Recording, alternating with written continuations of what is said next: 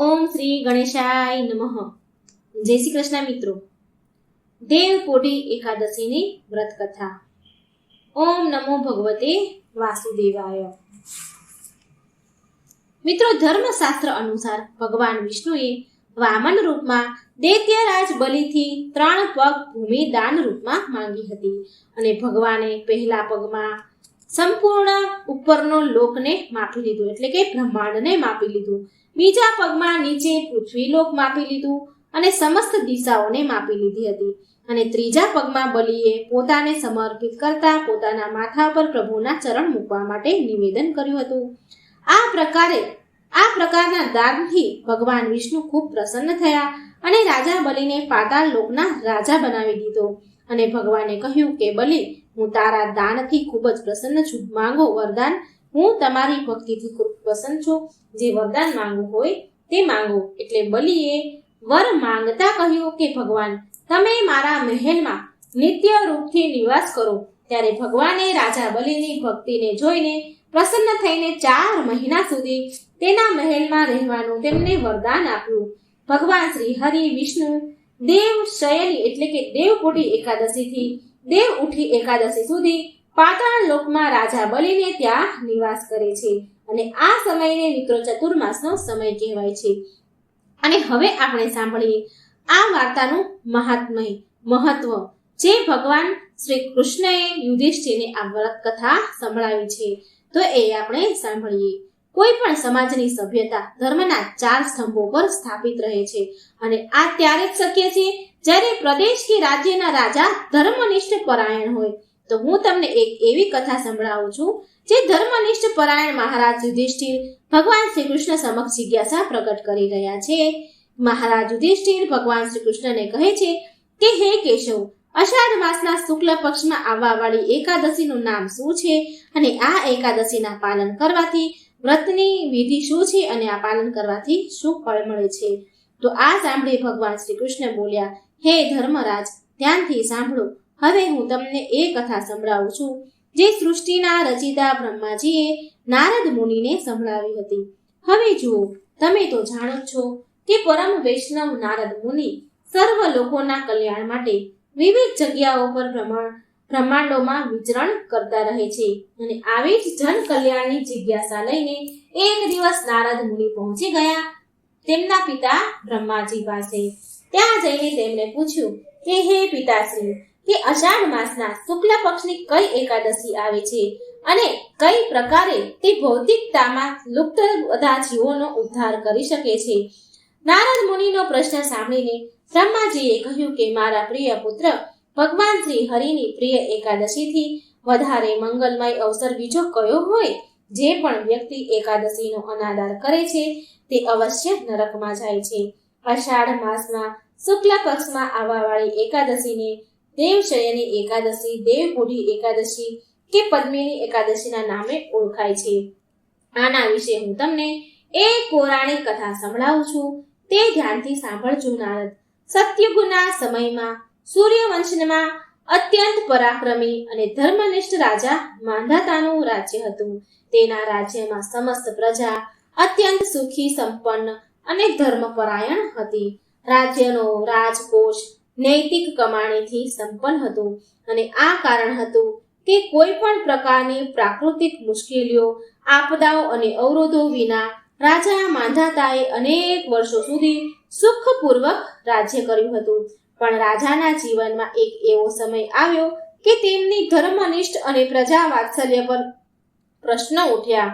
લગાતાર 3 વર્ષો સુધી રાજ્યમાં વરસાદનું એક ટીપું પણ ન પડ્યું અને સંપૂર્ણ રાજ્ય અકાળની આંધીમાં લપેટાઈ ગયું. આ 3 વર્ષોમાં અન્ન અને ફળનો એક દાણો પણ ન ઉગ્યો જમીનમાં. અને આવા સમયમાં તો પ્રજાનું એક જ આશ્રય સ્થાન હોય છે અને તે છે રાજા. માટે બધા પ્રજાગણો રાજા માંધાતાની પાસે ગયા અને તેમને પ્રાર્થના કરતા કહેવા લાગ્યા કે હે રાજન, તમે સદાય અમારા હિત માટે વિચાર કર્યો છે. કૃપા કરી વરસાદ અને અન્નના અભાવ જેવી વિકટ પરિસ્થિતિમાં તમે અમારી રક્ષા કરો અને તમારા ચરણમાં અમે આવ્યા છીએ. આ સાંભળી રાજાએ તેમની પ્રજાના કરુણમય રુદન કરવાથી કહ્યું કે શાસ્ત્રોમાં વર્ણન છે કે જો કોઈ રાજા અધર્મનું અનુસરણ કરે છે તો તેનો દંડ તેની પ્રજાને ભોગવવો પડે છે. હું મારા ભૂતકાળ અને વર્તમાન ઉપર ઊંડું ચિંતન કરી ચૂક્યો છું, પણ મને એવું મારો કોઈ પાપ કર્મ નથી દેખાઈ રહ્યું, અને છતાં પણ હું પ્રજાના હિત માટે આ વિકટ સ્થિતિનું નિવારણ જરૂર કરીશ. આ પ્રકારે તેમના મનમાં એમણે કંઈક નિર્ણય કરીને રાજા તેમની સેના અને મંત્રીઓને સાથે લઈને જંગલ તરફ નીકળી પડ્યા. જંગલમાં અનેક ઋષિ મુનિઓના આશ્રમમાં થઈને એ જતા ગયા અને અંતે મહાન રાજા માંધાતા મહાન તપસ્વી ઋષિ અંગીરાના આશ્રમમાં જઈ પહોંચ્યા.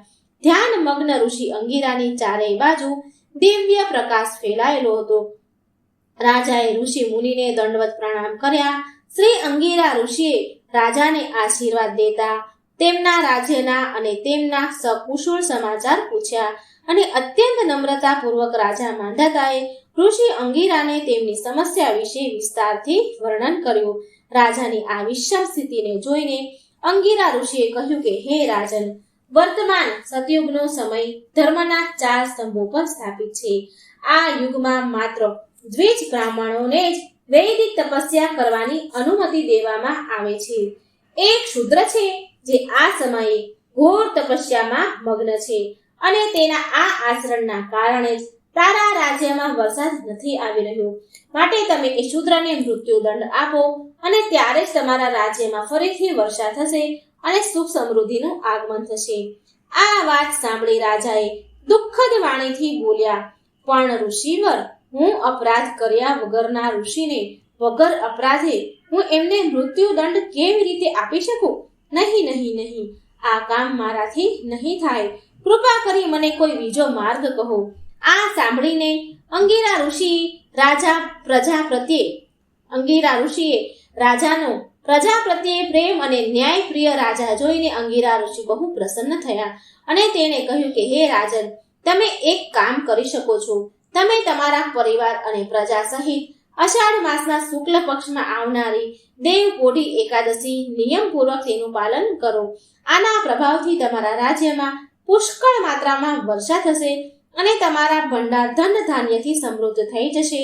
ઋષિ અંગીરાના વચનથી સંતુષ્ટ થઈને પ્રસન્ન થઈને રાજાએ અંગીરા ઋષિવરને પ્રણામ કર્યા અને તેમની સેના સહિત તેમના રાજ્યમાં પાછા આવી ગયા. અષાઢ માસમાં શુક્લ પક્ષની જ્યારે દેવપોઢી 11 આવી તો રાજાએ સમસ્ત પ્રજા સાથે અને તેના પરિવાર સહિત શ્રદ્ધા અને નિષ્ઠાપૂર્વક એકાદશી દેવપોઢી એકાદશીના વ્રતનું પાલન કર્યું. આ વ્રતના પુણ્ય પ્રભાવથી રાજ્યમાં પુષ્કળ માત્રામાં વરસાદ થયો અને સંપૂર્ણ રાજ્ય ફરી એકવાર ધન ધાન્યથી ભરપૂર થઈ ગયું. કથાનું સમાપન કરતા બ્રહ્માજીએ નારદ મુનિને કહ્યું કે હે નારદ, આ વ્રત સમસ્ત જીવ માત્રને મુક્તિ પ્રદાન કરનારું છે. બ્રહ્માજી અને નારદ મુનિના સંવાદના સંપન્ન કરતા ભગવાન શ્રી કૃષ્ણએ મહારાજ યુધિષ્ઠિરને કહ્યું કે હે રાજન, આ દેવપોઢી એકાદશી એટલી પ્રભાવશાળી છે કે જે પણ વ્યક્તિ આની વ્રત કથા પણ સાંભળે છે કે વાંચે છે તે પાપ મુક્ત થઈ જાય છે. શું તમે જાણો છો મિત્રો, આ એકાદશીને દેવશયની એકાદશી, પદ્મા એકાદશી, વિષ્ણુ શયની એકાદશી, દેવપોઢી એકાદશી પણ કહેવાય છે. તો મિત્રો, હું આશા રાખું છું કે તમે શ્રદ્ધાપૂર્વક આ દેવશયની એકાદશીનું વ્રત કરશો, પાલન કરશો, અને જો તમે કદાચ કોઈ કારણસર એકાદશી વ્રત ન પણ કર્યું હોય તો પણ આ કથા સાંભળવાનું પણ ઘણું જ મહત્વ છે. માટે મિત્રો, આ એકાદશીની વ્રત કથા જરૂર બીજાને શેર કરજો, સગાવાલા સંબંધીઓને શેર કરજો, અને કમેન્ટ બોક્સમાં ભગવાનનું નામ જરૂર કરજો. આ ચેનલને સબસ્ક્રાઈબ કરવાનું ભૂલશો નહીં. જય શ્રી કૃષ્ણ. રાધે રાધે. થેન્ક